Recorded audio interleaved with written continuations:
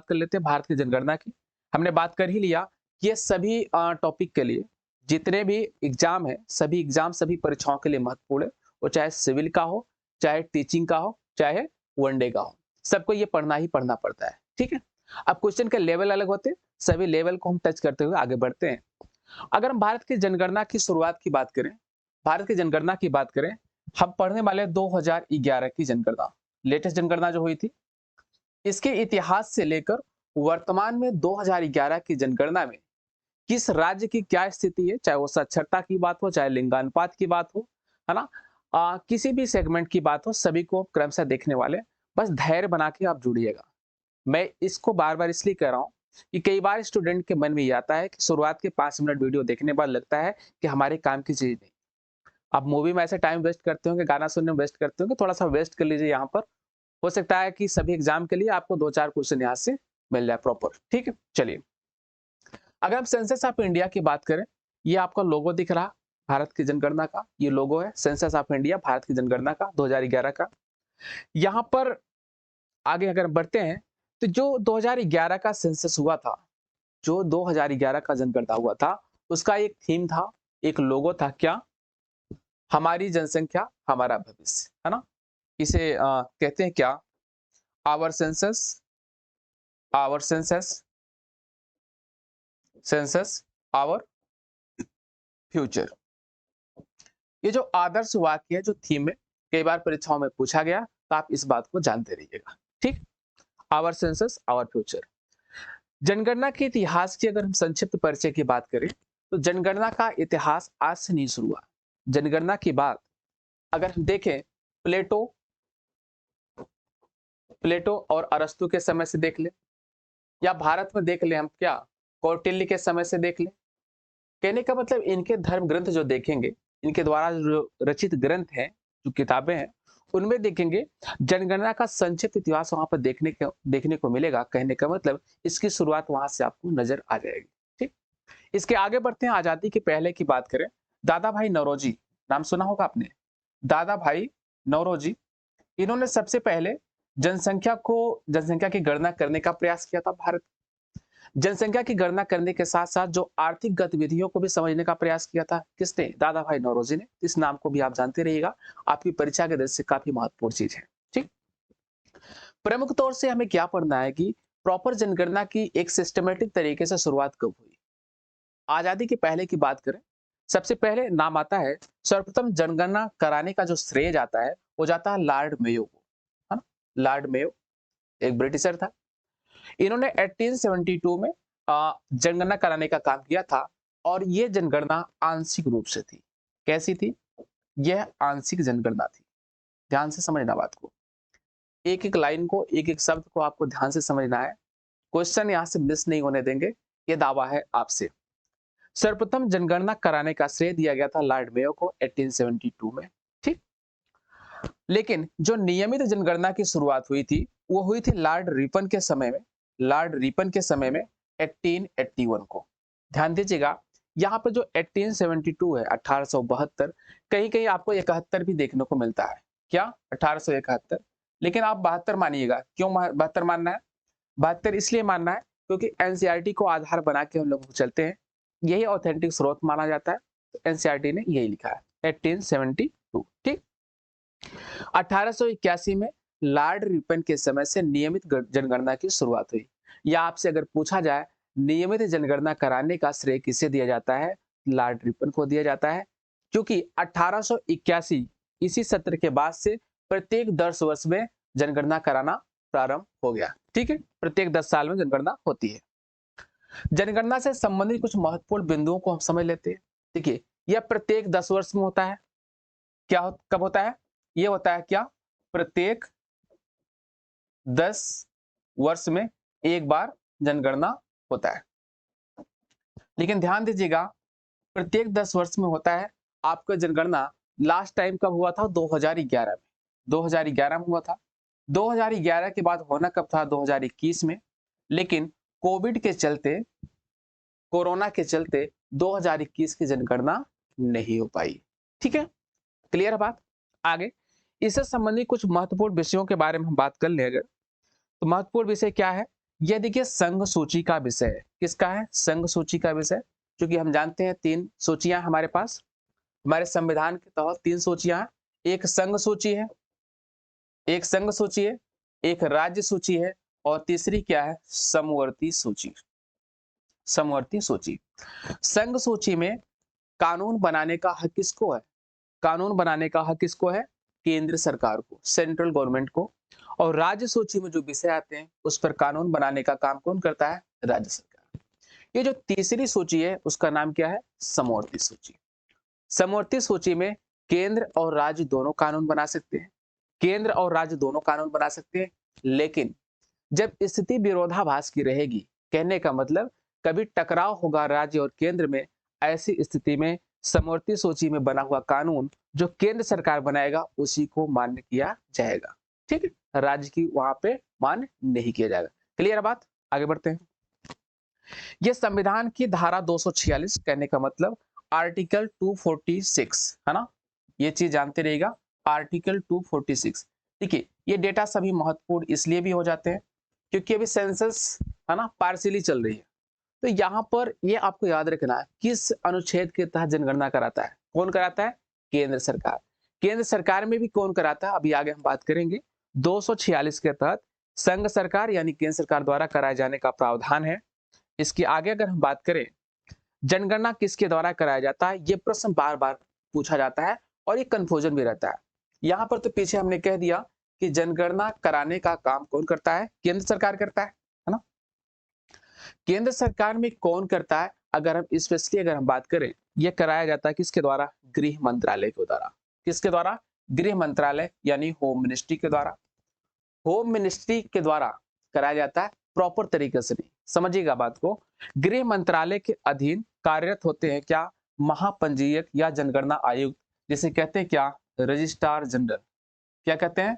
Registrar general. कहने का मतलब महापंजीयक या जनगणना आयुक्त के निर्देशानुसार कराया जाता है। देखिए निर्देश कौन दे रहा है? गृह मंत्रालय के अधीन ये दे रहे हैं। ठीक, जनगणना आयुक्त या महापंजीयक जिसे रजिस्ट्रार जनरल कहते हैं। करने में काम कौन करते हैं? यहाँ पे राज्य और केंद्र दोनों सरकारों के कर्मचारी और अधिकारी इसमें काम करते हैं। लेकिन मूल रूप से कराता कौन है? Central government. सेंट्रल गवर्नमेंट के डायरेक्शन के अधीन यानी सेंट्रल गवर्नमेंट का जो होम मिनिस्ट्री है उसके डायरेक्शन के अंतर्गत चीजें होती हैं। ठीक, यहाँ पर अभी हमने थोड़ी देर पहले बात किया था आंशिक जनगणना 1872 में किसके द्वारा? Lord Mayo. और रिपन के समय में 81 से शुरू हुआ था क्या? नियमित जनगणना।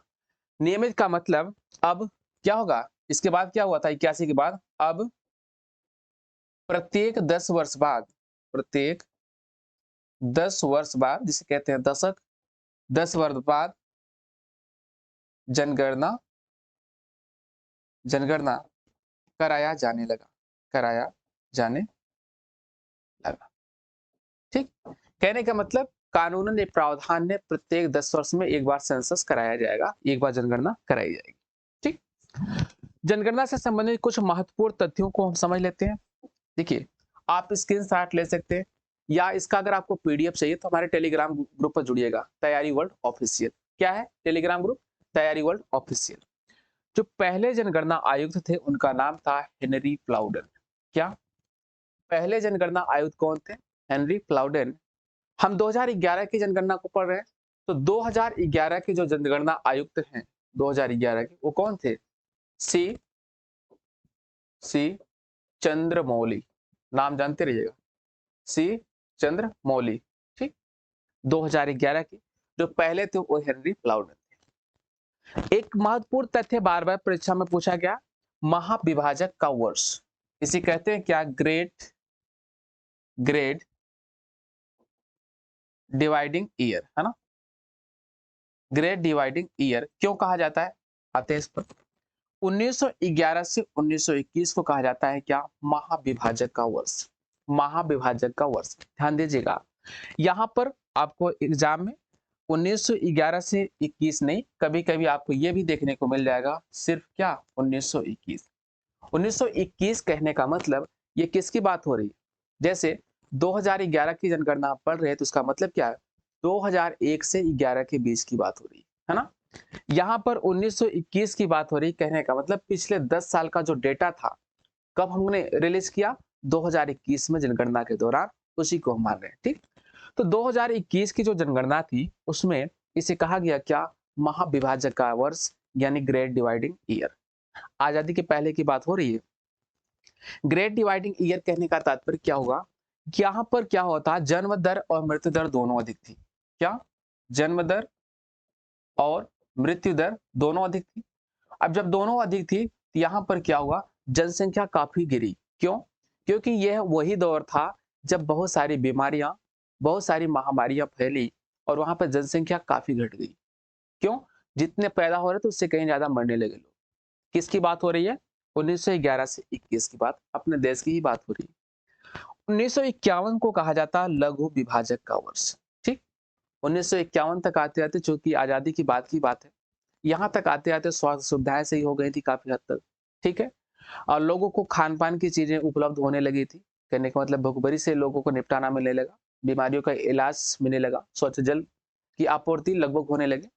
ऐसी कंडीशन में इसे कहा जाता है क्या? लघु विभाजक का वर्ष। जनसंख्या बढ़ी यहाँ पर। ठीक, अब आते आते देखिए 1951 से 81 तक की अगर हम बात करें, 1951 से 81 तक की बात करें, इसे कहा जाता है क्या? जनसंख्या विस्फोट की अवधि। ध्यान दीजिएगा, जनसंख्या विस्फोट की अवधि।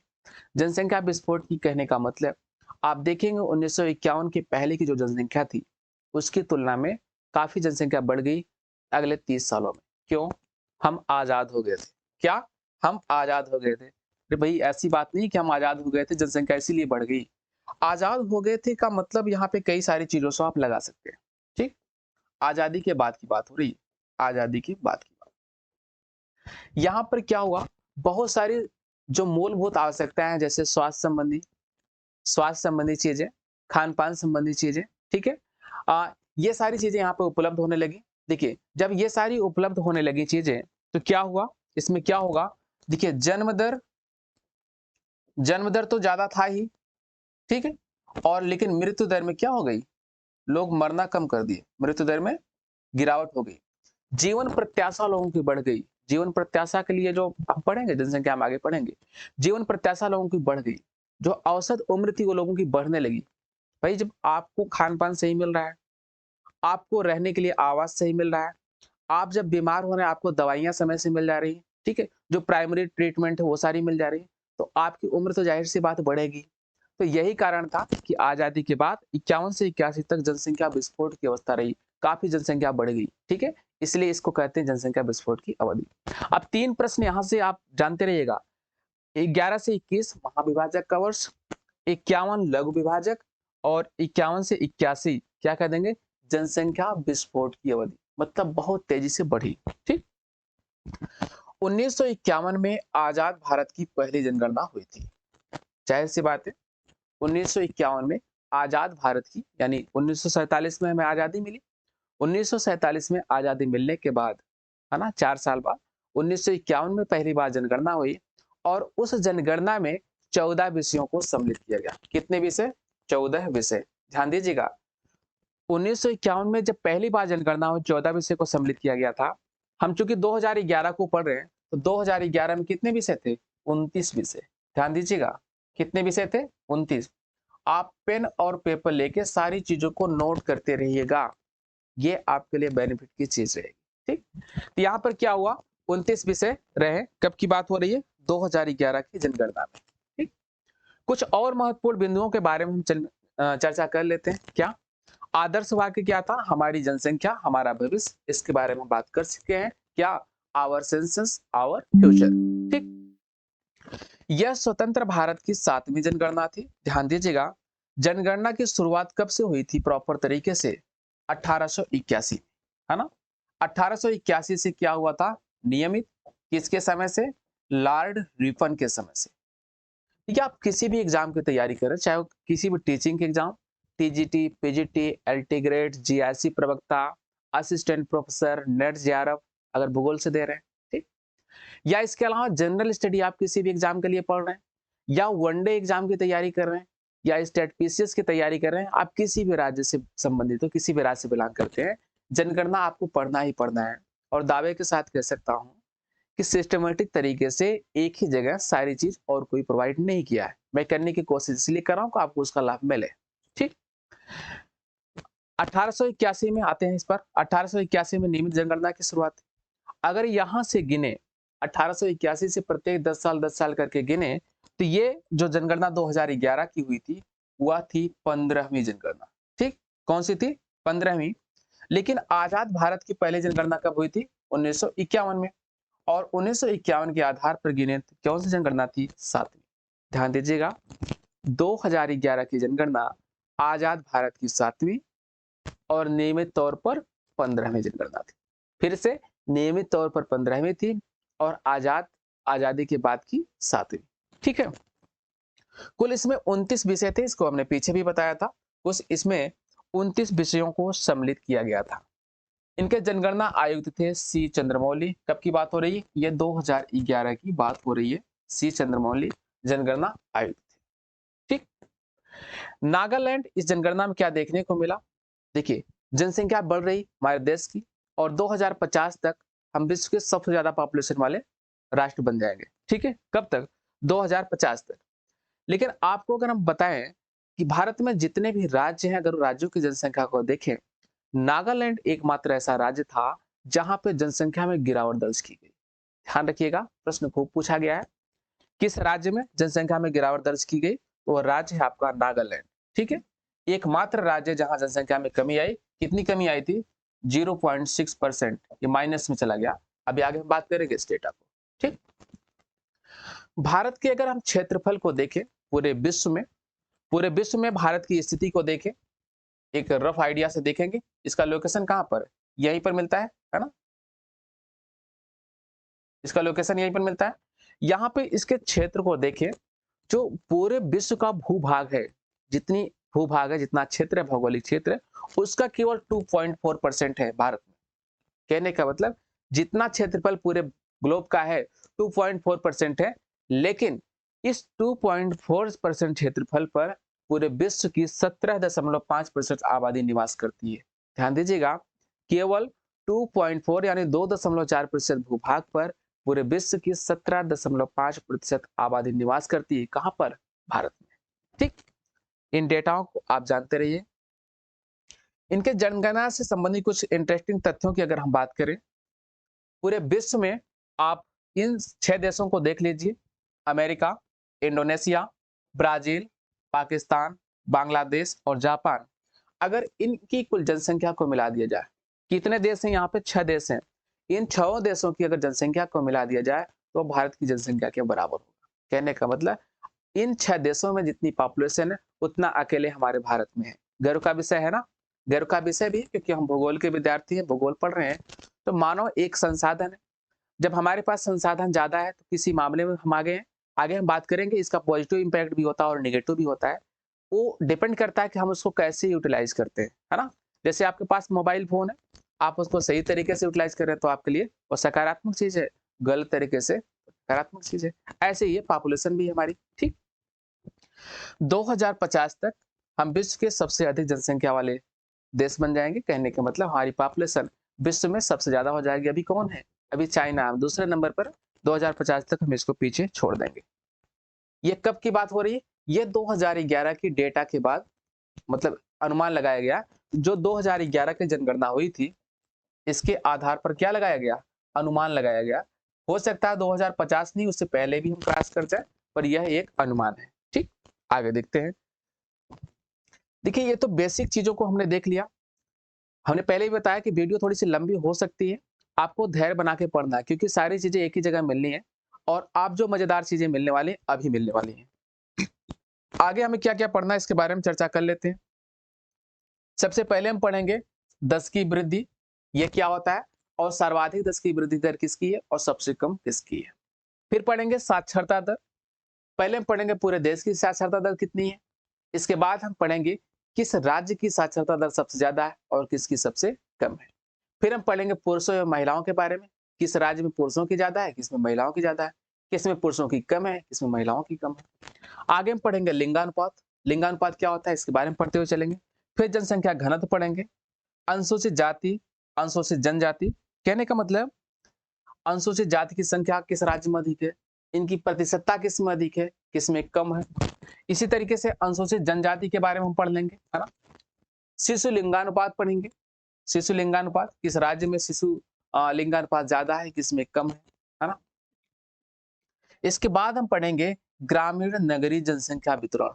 इसका मतलब किस राज्य में नगरीय जनसंख्या ज्यादा निवास करती है, किस में ग्रामीण ज्यादा निवास करती है। ठीक है, इसके क्रम को पढ़ेंगे, एक स्टेट नहीं कई स्टेटों को हम पढ़ेंगे क्रम से, क्योंकि अब क्वेश्चन का जो एक ट्रेंड इसमें देखने को मिल रहा है। पहले तो क्या होता था, पहला पूछता था ना, जैसे सर्वाधिक साक्षरता की बात कर दें, साक्षरता की बात कर लें, सबसे पहले नंबर पर कौन है, केरल। केरल सबसे अधिक साक्षर राज्य है भारत का। ठीक, तो केरल हमें याद रहता था, अभी पहला नहीं पूछता है, दूसरा तीसरा चौथा कोई पूछ लेगा। निम्नलिखित में से कौन, जैसे 4 ऑप्शन में से यहाँ पे केरल ना देकर दूसरा वाला दिया रहेगा, तो उन चारों में से दूसरा वाला आपको चुनना रहेगा। तो इसको समझेंगे, इसको समझने के लिए हम अभी टेक्निक का प्रयोग करेंगे। फिर धर्म आधारित जनसंख्या को देखेंगे, सर्वाधिक और सबसे कम क्षेत्रफल वाले राज्यों को देखेंगे। आइए शुरुआत करते हैं इसके बारे में। उसको पढ़ने से पहले कुछ महत्वपूर्ण तथ्यों को हम और जान लेते हैं।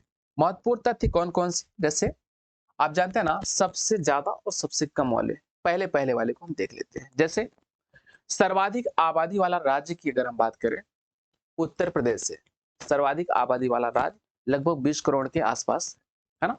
सर्वाधिक आबादी वाला राज्य कितना कौन है, उत्तर प्रदेश। देखिए, पूरे विश्व के 2.4% भूभाग भारत में है और 17.5% आबादी निवास करती है भारत में। ठीक, अगर इस 17.5% जो आबादी भारत में निवास करती है, अगर इनको राज्यवार वितरण को देखें कि किस राज्य में संख्या ज्यादा है, किस में कम है, तो सबसे ज्यादा संख्या है हमारे उत्तर प्रदेश में 16.49%। कहने का मतलब भारत का जनसंख्या के दृष्टि से सबसे बड़ा राज्य उत्तर प्रदेश, जहां पे 16.49% आबादी निवास करती है। ठीक, वहीं हम सबसे छोटे राज्य की अगर हम बात देखें, यानी सबसे कम आबादी वाले राज्य की बात करें, वो सबसे कम आबादी वाला राज्य कौन सा है, सिक्किम, जो पूर्वोत्तर भारत का हिस्सा है। यहाँ पे कितना है, 0.05%।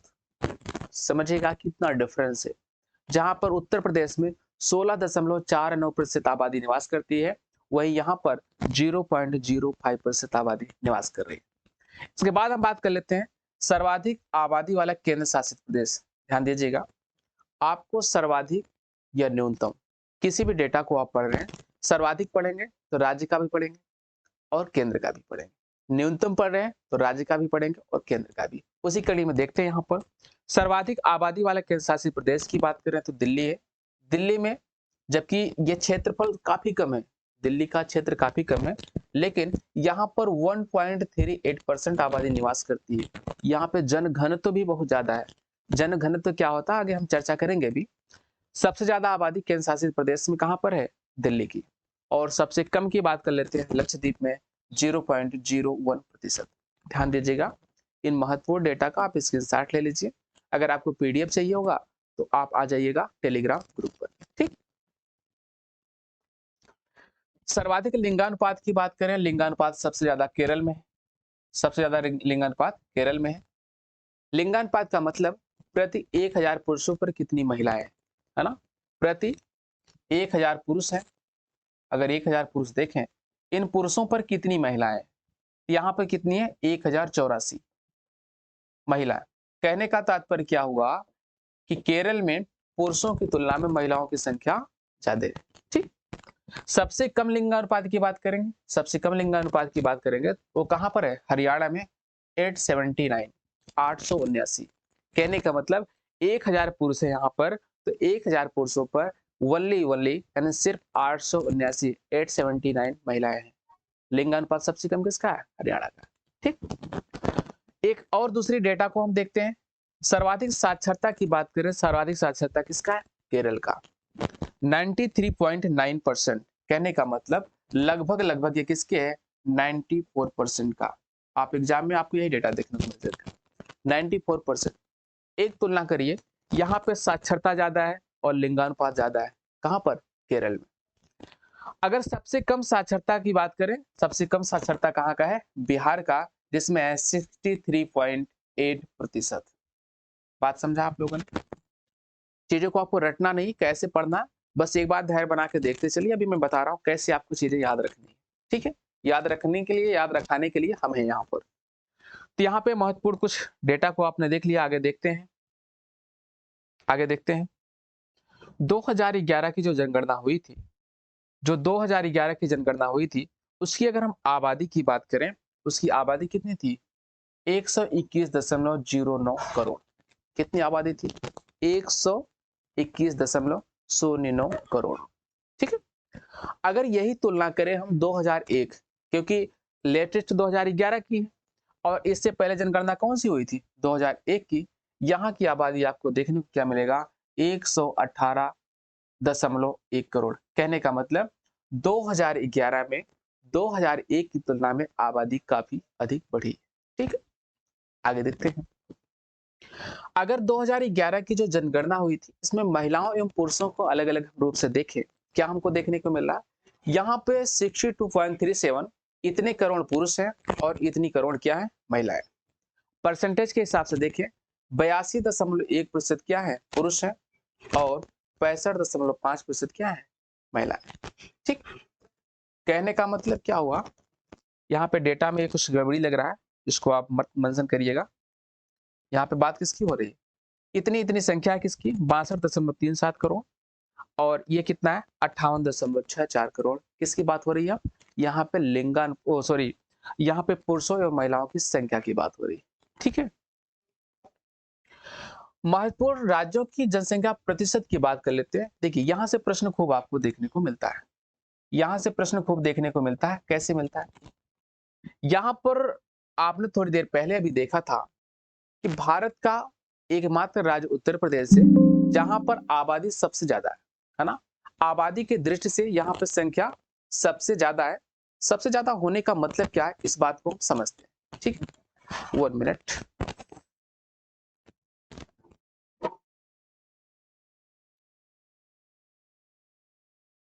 यहां पर देखिए, आबादी 16.49% अभी हमने देखा था। और अगर सबसे कम की बात किया था, कौन मिला था? सिक्किम, 0.05%। ठीक है, ये तो क्या हो गया? राज्य का। ऐसे केंद्र शासित प्रदेश का हमने देखा था, तो दिल्ली की सबसे ज्यादा था क्या? 1.38%। याद हो जाएगा ऐसे। ये क्या है? ये दिल्ली का है, दिल्ली का। और हमने देखा था क्या? लक्षद्वीप का सबसे कम था, कितना? 0.01%। ठीक, वहां पर नहीं आते हैं। यहाँ पर सर्वाधिक वृद्धि वाले कुछ राज्यों के बारे में हम पढ़ लेते हैं। सबसे ज्यादा संख्या किसकी है? सबसे ज्यादा पहले नंबर पाती है क्या? जनसंख्या वृद्धि का जो परसेंटेज है, परसेंटेज के हिसाब से सबसे पहले नंबर पाता है उत्तर प्रदेश और दूसरे पर आता है इसका पड़ोसी बिहार। फिर तीसरे पर मध्य प्रदेश पड़ोसी है और चौथे पे आते हैं राजस्थान, पांचवा पाता है झारखंड। ठीक है, कैसे आप याद रखेंगे? सबसे ज्यादा जनसंख्या वृद्धि का परसेंटेज किस में है? उत्तर प्रदेश में, फिर बिहार में, फिर मध्य प्रदेश में और फिर राजस्थान में। ध्यान दीजिएगा, आजकल प्रश्न पूछने का एक ट्रेंड अलग बना हुआ है। पहला नहीं पूछकर दूसरा, तीसरा, चौथा में से कोई पूछता है और मैचिंग के भी क्वेश्चन दिए जाते हैं। तो आपको यहाँ पे मैच कराना रहेगा किसका परसेंटेज कितना है, तो आप इसको याद रख लीजिएगा। कैसे याद रखेंगे? उत्तर प्रदेश का ये आपको याद ही है क्योंकि कई बार हमने चर्चा किया। बिहार का 9.28% है, मध्य प्रदेश का कितना है? 6% और राजस्थान का कितना है? 5.67 और झारखंड का 2.72%। ठीक है, कैसे याद रखेंगे? एक ट्रिक से हम याद रखते हैं इसको।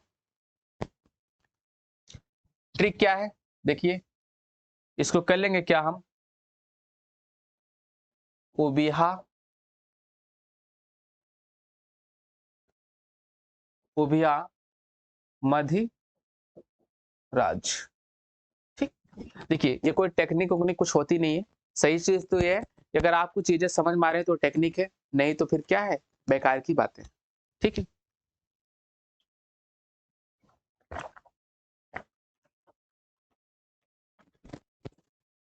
तो इसी बात को हम समझते हैं। उबिया मध्यराज आप याद रख लीजिएगा। उस होगा उत्तर प्रदेश, बिहार से बिहार, मध्य से मध्य प्रदेश और राज्य से राजस्थान। यानी सबसे ज्यादा जनसंख्या वृद्धि का परसेंटेज कहा है? उत्तर प्रदेश, फिर बिहार बिहार, फिर मध्य प्रदेश, फिर राज्य से राजस्थान। ठीक, चलिए आगे बढ़ लेते हैं। इसके बाद नंबर आता है छत्तीसगढ़ का, फिर आता है उत्तराखंड, फिर सिक्किम का आपको शुरुआत की चीजों को ज्यादा आपको याद रखना है, ठीक है, शुरुआत की चीजों को ज्यादा याद रखना है। यहां पर अगर हम क्षेत्रफल की बात करें, भारत का क्षेत्रफल कितना है हमने पढ़ा है। देखिए यहाँ पर एक कंफ्यूजन रहता है हमेशा, आप भी रहेंगे। यहाँ पे जो रेड कलर का दिख रहा है कितना, भारत का क्षेत्रफल कितना है, 32,87,469 वर्ग किलोमीटर। ध्यान दीजिएगा, 32,87,263 वर्ग किलोमीटर हमने पढ़ा है किसमें, एनसीईआरटी। ठीक, ध्यान दीजिएगा, अगर ऑप्शन आपको दिया गया है 32,87,263 वही सही होगा। अगर वो नहीं दिया गया है, क्योंकि जनगणना रिपोर्ट के अनुसार ये दिया गया है, अगर वो नहीं दिया गया तो आप ये वाला लगाएंगे 469। ध्यान दीजिएगा, यहाँ पे 263, यहाँ पे कितना 469। वैसे एनसीईआरटी के आधार पर ये लगाना आपको, अगर विकल्प में ये दिख रहा तो यही सही है, अगर ये नहीं है तो आपका ये सही होगा। ठीक, और अगर दोनों दे दिया है तब भी आपका वही सही होगा। क्लियर है। ये जो इसका क्षेत्रफल है, इसके क्षेत्रफल की अगर हम जो बात कर रहे हैं 32,87,469 वर्ग किलोमीटर, इसमें चीन का जो अवैध कब्जे वाला क्षेत्र है कितना, 37,555 वर्ग किलोमीटर ये भी आता है। इसमें जो पाकिस्तान के अवैध कब्जे वाला क्षेत्र है कौन, 78,114 वर्ग किलोमीटर ये भी आता है। और पाकिस्तान को जो चीन ने अवैध रूप से दे दिया है, पाकिस्तान को चीन ने जो अवैध रूप से दे दिया गया, हस्तांतरित कर दिया गया 5,180 किलोमीटर क्षेत्र, ये सब सम्मिलित रूप से मिलाने के बाद इसका क्षेत्रफल कितना होता है, 32,87,263 वर्ग किलोमीटर। ठीक है, आप इस बात को जानते रहिएगा। ठीक, इसमें सारी चीजें सम्मिलित है। अवैध कश्मीर मतलब जो इलीगली पाकिस्तान ने कब्जा किया है वो वाला, जो चाइना ने किया वो वाला, जो चाइना ने करके पाकिस्तान को दे दिया वो वाला, सबको मिलाकर कितना क्षेत्रफल बन रहा है, इतना। और ठीक, भारत के 5 सर्वाधिक क्षेत्रफल वाले राज्यों के बारे में हम बात कर लेते हैं। सबसे ज्यादा राज्य किसके किसके हैं इसके बारे में बात कर लेते हैं। ठीक, सबसे बड़ा राज्य कौन सा, राजस्थान, इसके बाद है मध्य प्रदेश, फिर महाराष्ट्र, फिर उत्तर प्रदेश। ठीक, राजस्थान सबसे बड़ा राज्य है, किसके आधार पर, क्षेत्रफल के आधार पर, वहीं जनसंख्या के आधार पर उत्तर प्रदेश। दूसरा क्या है, मध्य प्रदेश। तीसरा क्या है, महाराष्ट्र। और चौथे नंबर पर आता है उत्तर प्रदेश। तो आप ध्यान दीजिएगा, आप जिस भी स्टेट की परीक्षा की तैयारी कर रहे हैं, जैसे उत्तर प्रदेश की कर रहे हैं, उत्तर प्रदेश पीसीएस की हो, उत्तर प्रदेश आरओ की हो, या एलटी ग्रेड, टीजीटी पीटी किसी की भी तैयारी कर रहे हैं, तो आप उत्तर प्रदेश का पोजीशन जरूर जानिएगा। वह जनसंख्या के दृष्टि से किस स्थान पर है, क्षेत्रफल की दृष्टि से किस स्थान पर है, साक्षरता, जैसे आप एमपी की तैयारी कर रहे हैं तो एमपी वाले का आप जरूर देखिएगा। पूरे भारत का तो देखना ही है, स्पेशली आप जिस राज्य की तैयारी कर रहे हैं, जिस राज्य की परीक्षा की तैयारी कर रहे हैं, तो उसको आप आवश्यक रूप से जरूर देखेंगे। ठीक है, चलिए, आई थिंक मेरी बात आप लोग को समझ में आई होगी। सबसे बड़ा राज्य राजस्थान, दूसरे नंबर पर मध्य प्रदेश, तीसरे पर महाराष्ट्र, और चौथे पर आता है क्या, उत्तर प्रदेश। ठीक, भारत का न्यूनतम क्षेत्रफल वाला राज्य है गोवा। अधिकतम की बात हमने कर लिया राजस्थान, न्यूनतम की बात करेंगे, सबसे छोटा राज्य भारत का है, राज्य सबसे छोटा कौन सा है, गोवा, जिसके पास केवल 3,702 वर्ग किलोमीटर का क्षेत्र है। 3,702 स्क्वायर किलोमीटर का क्षेत्रफल है गोवा। गोवा सबसे छोटा है, उसके ऊपर हम बात करेंगे, उससे दूसरे नंबर पर, नीचे से दूसरे नंबर पर आता है सिक्किम। सिक्किम 7,096 वर्ग किलोमीटर। इसके ऊपर आता है त्रिपुरा। कहने का मतलब क्या हुआ, आप पिछले स्लाइड को देखिएगा, यहाँ पे देखा था हमने क्या, राजस्थान, मध्य प्रदेश, महाराष्ट्र, उत्तर प्रदेश। कहने का मतलब नीचे से देखेंगे सबसे पहले मिलेगा क्या, गोवा मिलेगा, इसके ऊपर मिलेगा आपका सिक्किम, और सिक्किम के ऊपर क्या मिलेगा, त्रिपुरा। ध्यान से समझना हमको। देखिए सारे राज्यों को तो हम याद नहीं कर सकते, ना हमको याद ही करना है। जो सबसे टॉप मोस्ट वाले उसको याद कर लेंगे, और जो सबसे लोअर मोस्ट है, कहने का मतलब सबसे निम्नतम या नीचे वाले उनको हम याद कर लेंगे। इस प्रकार से हम चीजों को कर लेते हैं। ठीक है, आगे बढ़ते हैं। भारत का सर्वाधिक क्षेत्रफल वाला संघीय क्षेत्र की बात करेंगे, अंडमान निकोबार द्वीप समूह सबसे बड़ा है, और सबसे छोटा लक्षद्वीप, केवल 32 वर्ग किलोमीटर इसका क्षेत्रफल है। ठीक, राज्य सबसे बड़ा राजस्थान, क्षेत्रफल के आधार पर सबसे छोटा आपका गोवा होगा। केंद्र शासित प्रदेश की बात करेंगे, सबसे बड़ा अंडमान निकोबार, और सबसे छोटा लक्षद्वीप। ठीक, जनसंख्या घनत्व के बारे में बात कर लेते हैं।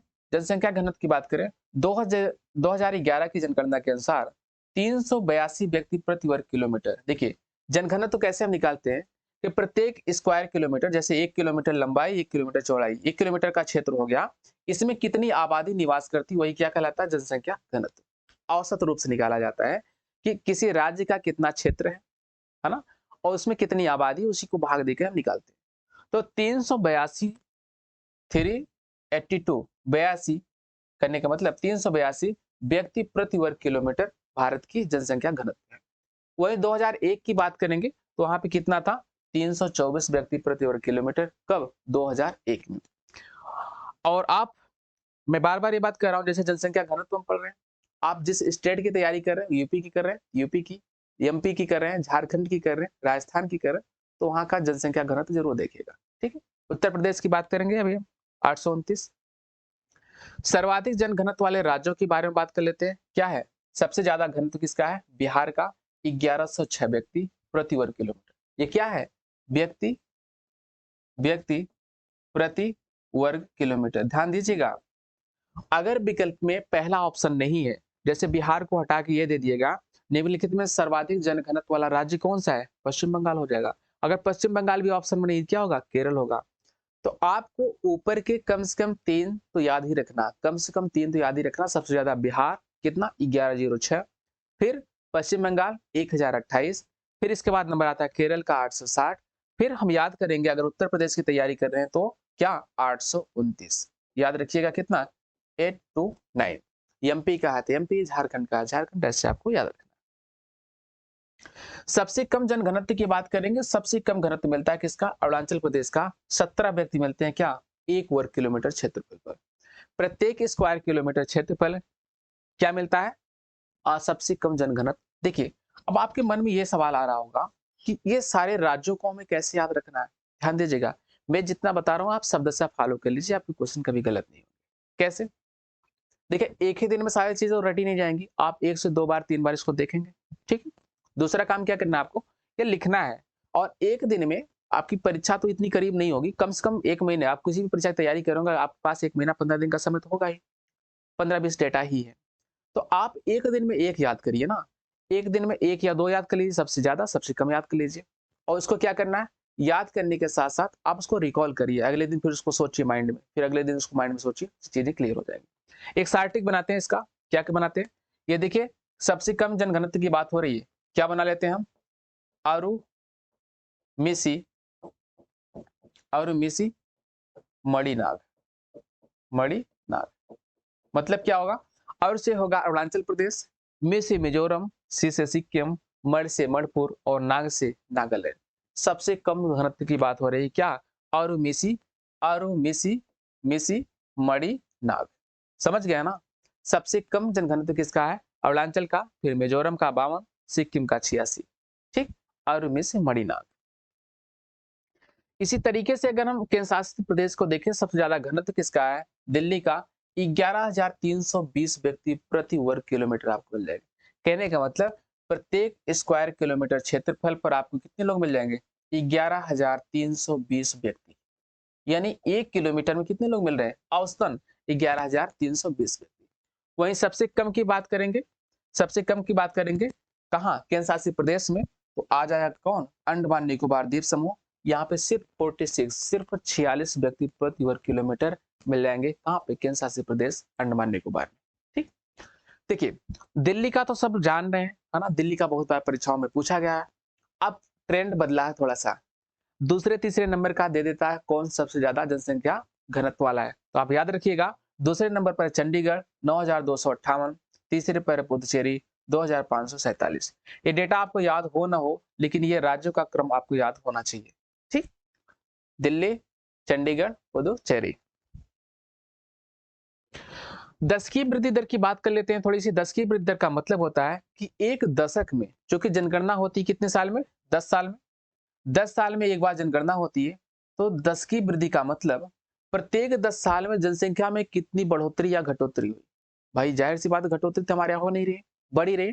कहने का मतलब प्रत्येक 10 वर्ष में जनसंख्या कितनी बढ़ी, प्रतिशत में कितना प्रतिशत जनसंख्या बढ़ा, इसी को हम कहते हैं क्या, 10 की वृद्धि। ठीक है, क्या कहते हैं, 10 की वृद्धि। अब कुछ 10 की वृद्धि को हम समझते हैं आजादी के बाद से लेकर, अगर आप देखेंगे 1951 से 61 के बीच में देखा था, इन 10 सालों में 21.6% जनसंख्या बढ़ी थी भारत की। देखिए, कंफ्यूजन में आपको नहीं पड़ना है। 51 से 61 कभी-कभी आपको देखने को मिल जाएगा केवल क्या 1961 की 10 की वृद्धि कितनी रही। 1961 का मतलब क्या हुआ कि 51 से 61 में यानी पिछले 10 सालों में कितना हुआ। जैसे 2011 की अगर हम बात करते हैं 17.7 होता है, 17.7। तो 2011 का मतलब क्या है, ये 2001 से 11 तक की बात हो रही है ना। 2001 से 11 तक की बात हो रही है, स्क्रीनशॉट इसका ले लीजिए। ऐसे देखेंगे 61 से 71 के बीच में कितना मिलेगा, 24.8। 71 से 81 के बीच में 24.7, 81 से 91 के बीच में 23.87 और 91 से 2001 के बीच में 51.54। अब इतना डेटा है, आपको कौन कौन सा जरूर याद रखना है। आप आजादी के बाद जो पहली जनगणना थी इसको आप जरूर याद रखिएगा, इसके 10 की वृद्धि दर कितनी थी। लेटेस्ट 2001 से 11 की है, इसको जरूर याद रखिएगा और इसके जस्ट एक पहले वाला जरूर याद रखिएगा। बाकी अगर मैचिंग वैचिंग कराने को आएगा आप करा ले जाएंगे, आपको 3 याद है तो मैचिंग करा ले जाएंगे। ठीक, आगे बढ़ते हैं। जनगणना 2011 10 की वृद्धि दर के बारे में अगर हम बात करें, 11 के अंतिम आंकड़ों के अनुसार भारत की 2001 से 11 के दशक में 10 की वृद्धि दर कितनी रही, 17.73%। और 17.7% जो रही, इसमें अगर हम देखेंगे जो 17.7% रही क्या 10 की वृद्धि दर, इसको दो पार्टों में बांट कर देखेंगे। कैसे दो पार्टों में बांटने का मतलब, इसमें जो ग्रामीण जनसंख्या रही वह रही 12.3% इसकी वृद्धि, और शहरी की बात करेंगे 31.8। ध्यान दीजिएगा, ये दोनों डेटा बताने का उद्देश्य क्या है, आप दिमाग में ये रखिएगा कि जो 2011 की जनगणना हुई है, इस जनगणना में हमें क्या देखने को मिला है, शहरी जनसंख्या बढ़ी, यानी शहरी आबादी के क्षेत्र में वृद्धि हुई। ठीक है, कहने का मतलब 10 की वृद्धि के हिसाब से शहरी जनसंख्या कितनी है, 31.8% इसकी वृद्धि है, जबकि ग्रामीण को देखेंगे 12.3 और ओवरऑल देखेंगे कितना होगा 17.7%। ठीक, सर्वाधिक 10 की वृद्धि दर वाले राज्यों की अगर हम बात करें, सर्वाधिक 10 सबसे ज्यादा 10 की वृद्धि दर किसकी है, इसकी अगर हम बात करें वो किसका है, मेघालय का सबसे ज्यादा है 27.9, यहाँ पे संख्या सबसे ज्यादा बढ़ी है। फिर दूसरे नंबर पर आता है अरुणाचल प्रदेश, तीसरे पर आता है बिहार। तो ऐसे याद रखेंगे, देखिए सर्वाधिक 10 की वृद्धि दर के वाले राज्यों को सारे ट्रिक्स आप कैसे याद रखेंगे, इसे कह देंगे क्या, मेयरू बिहार। क्या कर देंगे, मेयरू बिहार। देखिए ये सारे ट्रिक अगर आप एक दिन पढ़ेंगे तो ये भूल सकता है। आपको कैसे पढ़ना है, एक दिन में 1 से 2, जैसे 10 की वृद्धि दर आप याद कर रहे हैं तो 10 की अधिकतम वाला और 10 की न्यूनतम वाला। ठीक है, मेयरू बिहार यानी मेघालय, मेयरू बिहार का मतलब क्या हुआ, मेघालय की 10 की वृद्धि सबसे ज्यादा, फिर अरुणाचल प्रदेश की, फिर बिहार की। ठीक, न्यूनतम की बात कर लेंगे, अगर न्यूनतम की बात कर लेंगे, क्योंकि आप जानते हैं नागालैंड एकमात्र ऐसा राज्य था जिसकी 10 की वृद्धि दर में गिरावट दर्ज की गई, कितना, -0.6%। कितना, -0.6%। ये डेटा तो आपको जरूर याद रखना है, -0.6%। अब देखिए राज्यों के क्रम को हम कैसे याद रखेंगे, ये नीचे से बात हो रही है, सबसे कम 10 की वृद्धि दर किसकी हुई, नागालैंड की, उसके बाद केरल की, फिर गोवा की, फिर आंध्र प्रदेश की, ये नीचे से गिना जा रहा है। तो याद कैसे रखेंगे, ना के गोवा कह सकते हैं ना, ना के गोवा, क्या कह लेंगे, ना के गोवा, ना के गोवा। ना से हो जाएगा नागालैंड, के से केरल, गोवा से गोवा और आ से आंध्र प्रदेश। ऐसे याद रख लीजिए। न्यूनतम 10 की वृद्धि दर ना के गोवा, अधिकतम क्या होगा, मेरू बिहार। ठीक है, साक्षरता दर की बात करेंगे, साक्षरता दर की बात करेंगे। साक्षरता क्या होती है कि वहां की कितनी आबादी पढ़ी लिखी है ना, कितनी आबादी पढ़ी लिखी, इसी को हम कहेंगे लिटरेसी। हालांकि पढ़ी लिखी आबादी का तात्पर्य अलग अलग राज्यों, अलग अलग देशों में अलग अलग होता है, इसकी परिभाषा अलग अलग देशों में अलग अलग होती है। हमारे देश की परिभाषा की अगर हम बात करें तो जो साक्षरता का पैमाना है वो कम से कम अपना हस्ताक्षर कर ले, है ना, नाम लिख ले, है ना, छोटी मोटी चीजें पढ़ ले, यानी किसी चीज को आसानी से वो लिख ले, पढ़ ले और समझ ले, क्या कहलाएगा, साक्षर। मतलब एक छोटी सी लाइन को वो लिख ले, पढ़ ले और समझ ले, क्या कहलाएगा, साक्षर। ये पैमाना इसका। ठीक है, अलग अलग देशों में अलग अलग है। तो साक्षरता दर की बात करेंगे तो हमारे देश की साक्षरता दर की बात करें, सबसे अधिक साक्षर राज्य कौन सा है, केरल, 3.9% है, लगभग 94% के, ये कितना है 94%। देखिए केरल कई जगहों पर है आगे, चाहे हम महिला साक्षरता की बात करेंगे, चाहे पुरुष साक्षरता की बात करेंगे, चाहे पूरे भारत की साक्षरता की बात करेंगे, केरल सबसे आगे है। ठीक, इसको भी एक टेक्निक बना के हम याद रख लेंगे। केरल के बाद दूसरे नंबर पर कौन है? मिजोरम, तीसरे पर गोवा, चौथे पर त्रिपुरा। इसे याद कैसे रखेंगे? केमी गोत्री है, कह सकते हैं ना, के मी गोत्री ही। ध्यान दीजिएगा, ये सीक्वेंस है, सबसे ज्यादा साक्षरता केरल की, उससे कम मिजोरम की, फिर गोवा की, फिर त्रिपुरा की, फिर हिमाचल प्रदेश की। यानी के मी गोत्री ही से आप याद रख सकते हैं अधिक साक्षरता दर वाले राज्यों को।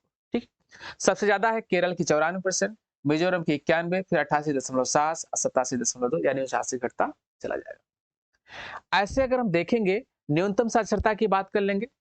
न्यूनतम साक्षरता, देखिए साक्षरता कम होगी तो समस्याएं ज्यादा होंगी, जाहिर सी बात है। समस्याएं ज्यादा होंगी कहने का मतलब वहां पे दुष्प्रवृत्ति की चीजें भी देखने को आपको मिल सकते हैं। अब यहाँ पर ऐसे एक क्रम को याद करना, बिहार, अरुणाचल प्रदेश, राजस्थान, झारखंड थोड़ा सा मुश्किल लगेगा। इसके लिए भी हम पहले पहले अक्षरों को लेकर टेक्निक बना लेते हैं। क्या? बियरू रांझा। क्या बना लेते हैं? बी अरु रांझा। बियरू, पढ़ाई लिखे कम होंगे, बियर और ज्यादा पियेंगे, है ना, तो क्या हो जाएगा? सबसे कम साक्षरता कहाँ की है? बिहार की, है ना, बियर। इसके बाद क्या है? अरुणाचल प्रदेश, तो सबसे ज्यादा बिहार, सबसे कम बिहार की, फिर अरुणाचल प्रदेश, फिर राजस्थान, फिर क्या? झारखंड। आप ऐसे याद रखिएगा, न्यूनतम साक्षरता की बात होगी तो बियरू रांझा। अधिकतम साक्षरता की केमी गोत्री ही, केमी गोत्री ही, है ना, और न्यूनतम बियरू रांझा। ठीक, अदरवाइज आप नहीं लेंगे। आपको याद करने के लिए टेक्निक, ऐसा नहीं कि आप बिहार से नाराज हो जाए कि कह रहे हैं कि यहाँ पे बियर ज्यादा पीते हैं लोग, ऐसा नहीं है। वहां पे शराब ऐसे भी बंद है, पर ओवरऑल आप याद करने के लिए चीजों को आप समझिएगा, बियरू रांझा। ठीक, इसी साक्षरता की अगर हम बात करें, देखिए साक्षरता को हमने देखा पूरे भारत में सबसे ज्यादा केमी गोत्री, ये आर्डर है, और बियरू रांझा ये आर्डर है सबसे कम का।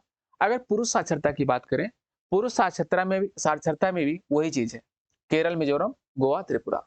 ठीक, केमी गोत्री, वहां पे कोई कंफ्यूजन नहीं। ऐसे अगर हम देखेंगे सर्वाधिक महिला साक्षरता की यहाँ पे भी वही आर्डर है। कहने का मतलब साक्षरता के मामले में जो क्रम पूरे भारत का है वही सिर्फ पुरुषों का देखेंगे तब भी है, वही सिर्फ महिलाओं का देखेंगे तब भी है। आइए न्यूनतम की बात कर लेते हैं। न्यूनतम साक्षरता हमने देखा था, क्या क्या देखा था? बिहार, अरुणाचल प्रदेश, राजस्थान और झारखंड, यानी बियरू रांझा। इसी तरीके से अगर हम देखेंगे न्यूनतम पुरुष साक्षरता की, यहाँ पर देख रहे हैं पहले नंबर पर बिहार बना हुआ है, दूसरे पर अरुणाचल है, लेकिन तीसरे पर जो राजस्थान आ रहा था वहां पर क्या आ गया? आंध्र प्रदेश। ठीक है, और चौथे पर क्या आ गया? मेघालय। आपको यही समझना है, यही समझना है। परीक्षा में क्या होगा? पहला दूसरा नहीं देगा।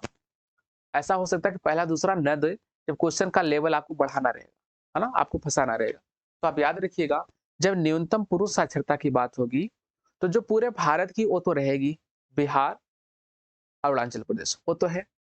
लेकिन तीसरे नंबर पर कौन आ गया था? आंध्र प्रदेश, और चौथे पर कौन आ गया था? मेघालय। इसी तरीके से न्यूनतम महिला साक्षरता को देख लेते हैं।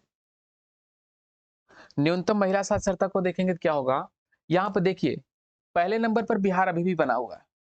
एक चीज आप ध्यान रखिएगा, न्यूनतम साक्षरता की बात करेंगे पूरे भारत में बिहार, पुरुष आबादी में बिहार, महिला आबादी में बिहार। अधिकतम की बात करेंगे केरल, पूरे में पुरुष में केरल, महिला में केरल। ठीक, यहाँ पे अगर महिला साक्षरता की बात करेंगे सबसे कम बिहार का है, लेकिन दूसरे स्थान पर कौन आ जा रहा है? राजस्थान। पूरे देश में देखेंगे राजस्थान तीसरे नंबर पर है, लेकिन अगर महिला साक्षरता के मामले में देखेंगे तो राजस्थान दूसरे नंबर पर है। ठीक, क्लियर है बात? और तीसरे पर कौन आ जाता है? झारखंड। तो ये वाला डेटा आपको याद रखना है। देखिए जहां पर महिलाओं की बात होगी, जहां पर महिलाओं की बात होगी, चाहे साक्षरता दर की बात हो, चाहे लिंगानुपात की बात हो, तो इस बात को आप बखूबी जानते रहिएगा। यहाँ से प्रश्न खूब पूछे जा रहे हैं आजकल, खूब पूछे जा रहे हैं का मतलब खूब पूछे जा रहे हैं। आप इसको पढ़िएगा, समझिएगा चीजों को अच्छे से। ठीक, चलिए आगे हम देख लेते हैं। आगे हम देख लेते हैं लिंगानुपात। लिंगानुपात क्या होता है?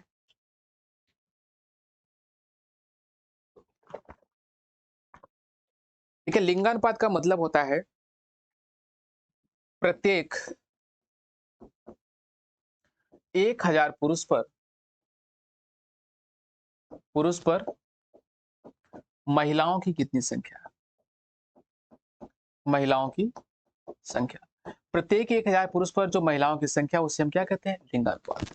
लिंगानुपात की बात करेंगे, पूरे देश की कितनी होती, इसके बारे में बात करते हैं। पूरे देश के लिंगानुपात बात करेंगे। सर्वाधिक लिंगानुपात है, सर्वाधिक लिंगानुपात है किसका? 1084 केरल का। किसका है? सर्वाधिक लिंगानुपात की बात करेंगे, केरल का है। सबसे ज्यादा कितना? 1084। क्लियर है बात?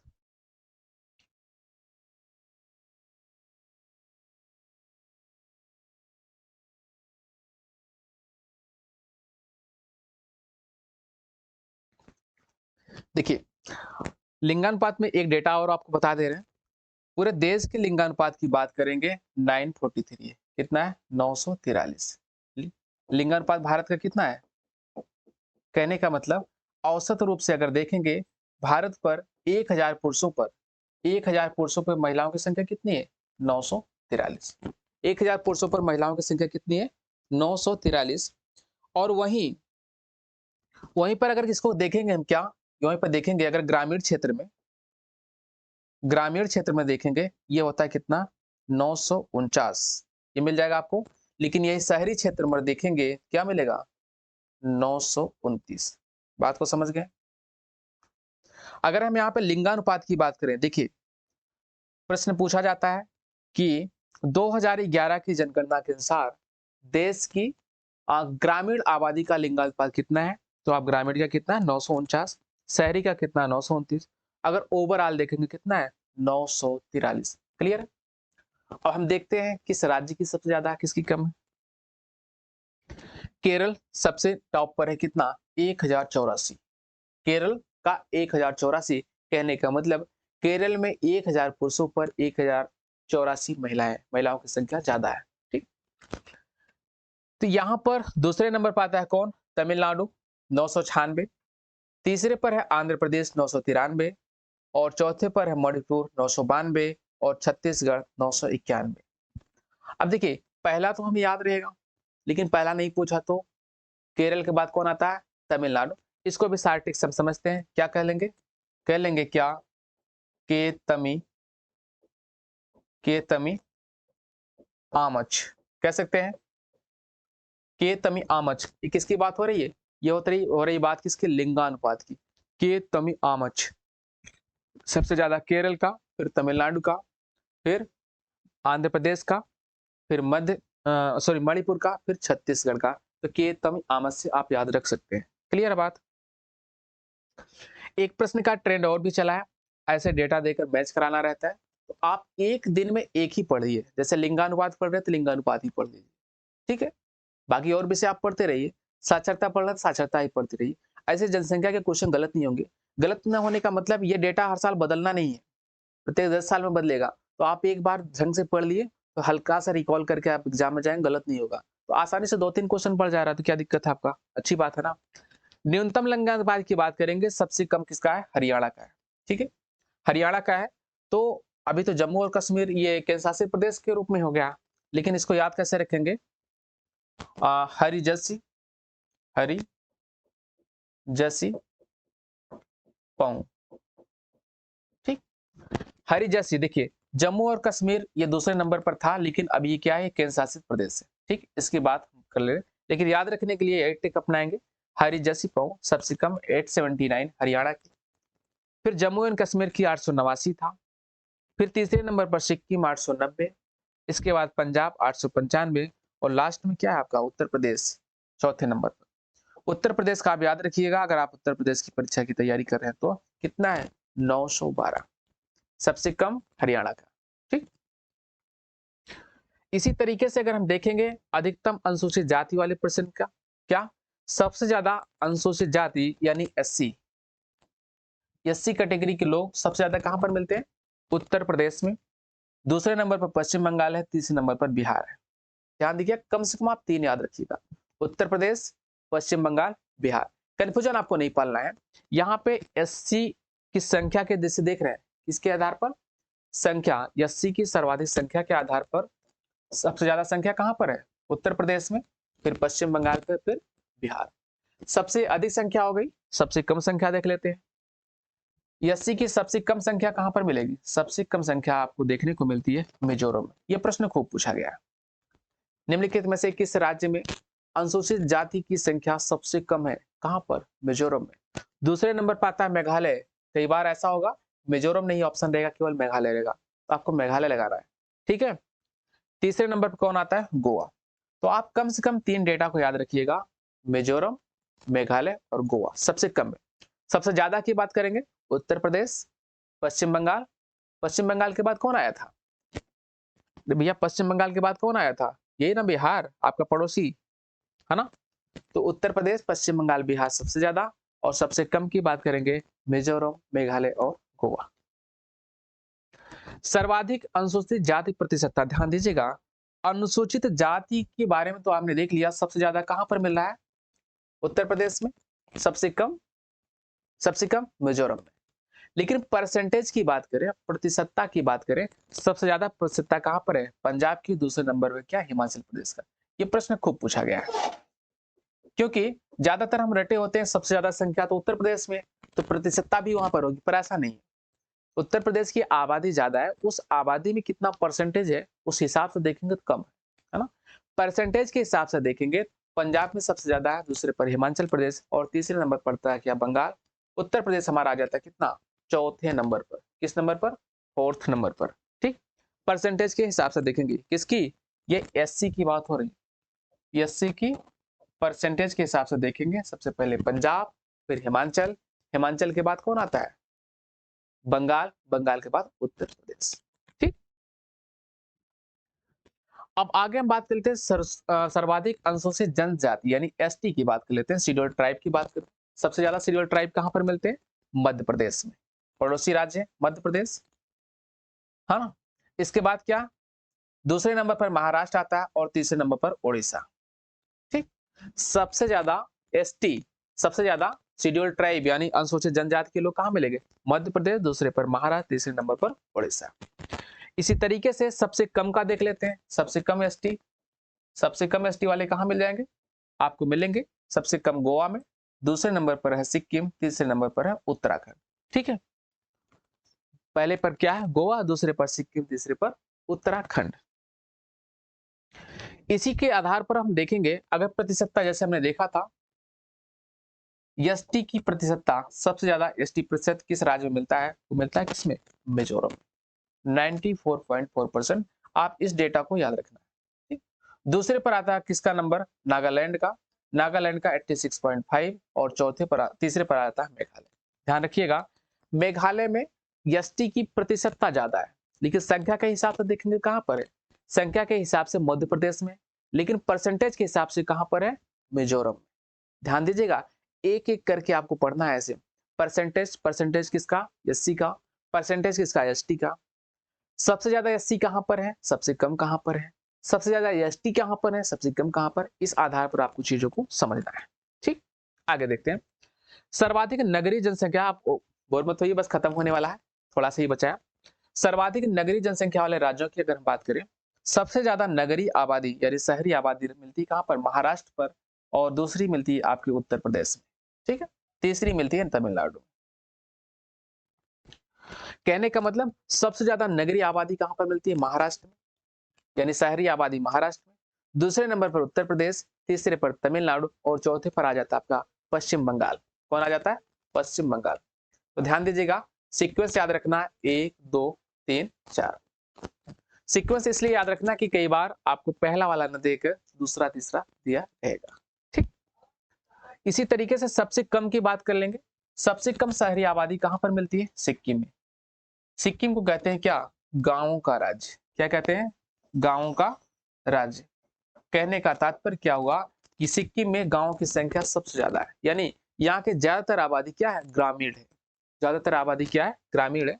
सिक्किम दूसरे नंबर पर आता है अरुणाचल प्रदेश और तीसरे पर आता है नागालैंड। क्लियर है? सबसे पहले क्या है, सिक्किम है, दूसरे पर अरुणाचल प्रदेश। तो ध्यान दीजिएगा, जो सबसे कम ग्रामीण नगरीय आबादी वाली जनसंख्या निवास करती है वो कहां पर, पूर्वोत्तर भारत के दो राज्य हैं, सिक्किम, अरुणाचल प्रदेश, तीसरे नंबर पर नागालैंड। क्लियर है बात? चौथे पर मिजोरम और पांचवें पर मेघालय। एक बात को आप गेस कर लीजिएगा, जैसे परीक्षा में 28 राज्यों में से कोई भी दिया रहेगा, तो आपको कम से कम इतना तो समझ होना ही रखना पड़ेगा कि जैसे हम सबसे कम नगरीय जनसंख्या की बात कर रहे हैं, तो हमें तो ये ध्यान है पूर्वोत्तर के ही राज्य हैं।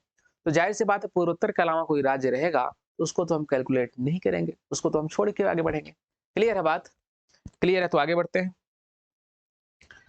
आगे हम देख लेते हैं सर्वाधिक शिशु लिंगानुपात के बारे में, सर्वाधिक शिशु जनसंख्या के बारे में। सबसे ज्यादा शिशु जनसंख्या है हमारे उत्तर प्रदेश में, है ना? सबसे ज्यादा शिशु जनसंख्या कहां पर है, उत्तर प्रदेश में। दूसरे नंबर पर है बिहार में और तीसरे पर क्या है, महाराष्ट्र। ठीक है, इसको याद करने के लिए एक टेक्निक हम प्रयोग करते हैं। क्या करेंगे, इसको कर सकते हैं क्या, शिशु जनसंख्या की बात हो रही सर, कह सकते हैं क्या, उबिहा महा मधिराज। किसकी बात करेंगे, जब शिशु की बात करेंगे कह लेंगे क्या, उबिहा महा मधिराज, यानी पहले पर उत्तर प्रदेश, दूसरे पर बिहार, तीसरे पर महाराष्ट्र, चौथे पर क्या, मध्य प्रदेश और पांचवें पर राजस्थान। ये किसकी बात हो रही है, शिशु जनसंख्या की, उबिहा महा मधिराज। आप परीक्षा में बैठेंगे ये सारी टेक्निक बहुत काम आएगी आपके। ठीक है, न्यूनतम की बात कर लेते हैं, न्यूनतम शिशु जनसंख्या की बात कर ले रहे हैं, क्या होगा, पहले नंबर पर सिक्किम, दूसरे पर गोवा, तीसरे पर मिजोरम। इसे भी हम टेक्निक से याद कर सकते हैं, क्या, सीगो मिजो अरु। ठीक है, सीगो मिजो अरु, यानी सबसे कम क्या है शिशु जनसंख्या, सिक्किम की, फिर गोवा की, फिर मिजोरम की, फिर अरुणाचल प्रदेश की। ऐसे आप याद रखेंगे।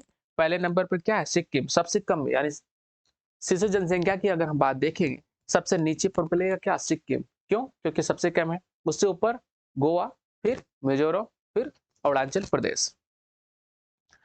ऐसे लिंगानुपात देख लेते हैं। जैसे लिंगानुपात हमने देखा था, सर्वाधिक जनसंख्या को देखा था, इसके बाद क्या देखा था, लिंगानुपात। ऐसे शिशु लिंगानुपात के आधार पर देखेंगे। अब हमारे माइंड में ये आ सकता है कि जैसे सबसे कम देखा था हमने हरियाणा का, सबसे ज्यादा देखा था केरल का, तो वही होगा, ऐसा नहीं है।